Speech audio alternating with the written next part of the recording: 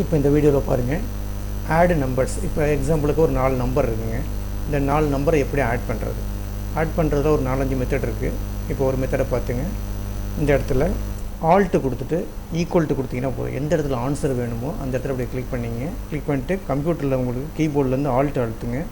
ஆல்ட்டை press பண்ணிவிட்டு equal to கொடுத்தீங்கன்னா இந்த மாதிரி ஆட்டோமேட்டிக்காக அதே செலெக்ஷன் பண்ணிவிடும். ஜஸ்ட் என்டர் கொடுத்தீங்கன்னா உங்களுக்கு ஆட்டோமேட்டிக்காக வந்து என்ன வந்துடும், உங்களுக்கு வந்து டோட்டல் வந்துடும்.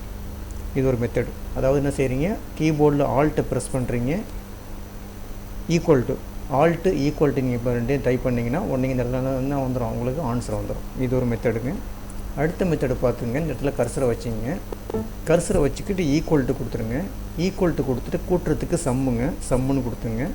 சம்முன்னு கொடுத்துட்டு ஓப்பன் ப்ராக்கெட் பண்ணிவிட்டு ஜஸ்ட் இந்த ஃபஸ்ட்டு நம்பரை கிளிக் பண்ணுங்கள். ஆரம்ப செல்லை வந்து கிளிக் பண்ணுங்கள். கிளிக் பண்ணிட்டு ஷிஃப்ட் கோலன் கொடுத்துருங்க. ஷிஃப்ட் கோலன் கொடுத்துட்டு அதே மாதிரி எண்டு நம்பரை கிளிக் பண்ணுங்கள். ஸ்டார்டிங் நம்பரு அதே மாதிரி எண்டு நம்பரு கொடுத்துட்டு ப்ராக்கெட்டை க்ளோஸ் பண்ணிவிட்டு ஜஸ்ட் என்டர் கொடுத்திங்கன்னா உங்களுக்கு ஆட்டோமேட்டிக்காக உங்களுக்கு டோட்டல் வந்துடும். ஓகேங்களா? இது ஒரு மெத்தடுங்க. அடுத்த மெத்தடு பாருங்கள். இப்போ இந்த இடத்துல கர்சரை வச்சிங்க. ஈக்குவல்ட்டு கொடுத்துருங்க.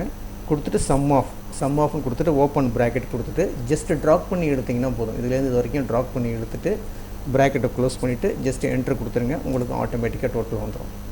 அடுத்த மெத்தடு பாருங்கள். ஈக்குவல்ட்டு கொடுத்துருங்க. ஈக்குவல்ட்டு கொடுத்துட்டு ஃபஸ்ட் நம்பரை கிளிக் பண்ணுங்கள்.